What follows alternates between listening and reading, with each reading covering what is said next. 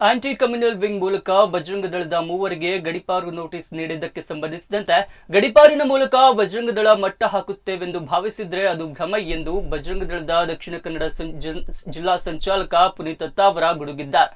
ಮಂಗಳೂರಿನಲ್ಲಿ ಸುದ್ದಿಗಾರರೊಂದಿಗೆ ಪ್ರತಿಕ್ರಿಯಿಸಿದ ಪುನೀತ್ ಅತ್ತಾವರ, ಕಾಂಗ್ರೆಸ್ ಸರ್ಕಾರ ಕರ್ನಾಟಕದಲ್ಲಿ ಅಧಿಕಾರಕ್ಕೆ ಬರಲು ಬಜರಂಗ ದಳವನ್ನ ನಿಷೇಧ ಮಾಡುತ್ತೇವೆ ಎನ್ನುವ ಹೇಳಿಕೆ ನೀಡಿದ ಬಳಿಕ ದಕ್ಷಿಣ ಕನ್ನಡ ಜಿಲ್ಲೆಯಲ್ಲಿ ಹಿಂದೂಗಳ ದಮನ ಕಾರ್ಯ ಶುರುವಾಗಿದೆ. ಇದಕ್ಕೆ ಪೂರಕ ಎಂಬಂತೆ ಮೂವರು ಬಜರಂಗ ದಳದ ಕಾರ್ಯಕರ್ತರನ್ನ ಗಡಿಪಾರು ಮಾಡುತ್ತೇವೆ ಎಂದು ಪೊಲೀಸ್ ಇಲಾಖೆ ಮೂಲಕ ಸರ್ಕಾರ ನೋಟಿಸ್ ನೀಡಿದೆ. ಸರ್ಕಾರ ಪೊಲೀಸ್ ಇಲಾಖೆ ಮೂಲಕ ಬಜರಂಗ ದಳದ ಕಾರ್ಯಕರ್ತರನ್ನ ನಿಯಂತ್ರಿಸಲು ಮುಂದಾಗುತ್ತಿದ್ದಾರೆ. ರಾಜಕೀಯ ತುಷ್ಟೀಕರಣ, ಮುಸ್ಲಿಮರನ್ನ ಖುಷಿಪಡಿಸಲು ಇವರು ಮುಂದಾಗಿದ್ದಾರೆ. ಕೇಸುಗಳನ್ನ ಹಾಕಿಸಿ ನಮ್ಮ ಕಾರ್ಯಕರ್ತರ ಕೆಲಸಗಳಿಗೆ ಅಡ್ಡಿಪಡಿಸಬೇಕೆಂದು ತೀರ್ಮಾನಿಸಿದ್ರೆ ಅದು ನಿಮ್ಮ ಭ್ರಮೆ ಎಂದರು.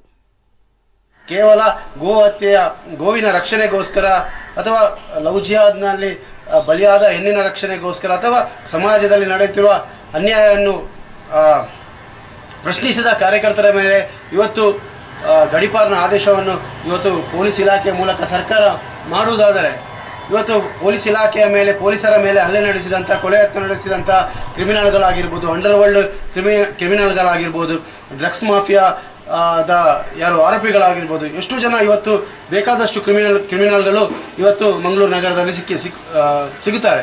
ಆದರೆ ಯಾವುದೇ ಒಂದು ರಾಜಕೀಯದ ಸೃಷ್ಟೀಕರಣ, ಇವತ್ತು ಸರ್ಕಾರ ಇವತ್ತು ಹಿಂದೂ ಮುಸ್ಲಿಂ ಭೇದವಿಲ್ಲದೆ ಎಲ್ಲರನ್ನೂ ಒಂದೇ ರೀತಿಯ ಭಾವನೆಯಲ್ಲಿ ತೆಕ್ಸ್ನಲ್ಲಿ ಹಿಂದೂ ಹುಡುಗಿಗೆ ತೊಂದರೆಯಾದಾಗ ರಕ್ಷಣೆಗೆ ಬಂದ ಬಜರಂಗ ದಳದ ಕಾರ್ಯಕರ್ತರ ಮೇಲೆ ಗಡಿಪಾರಿನ ಆದೇಶ ಮಾಡಿದ್ದಾರೆ.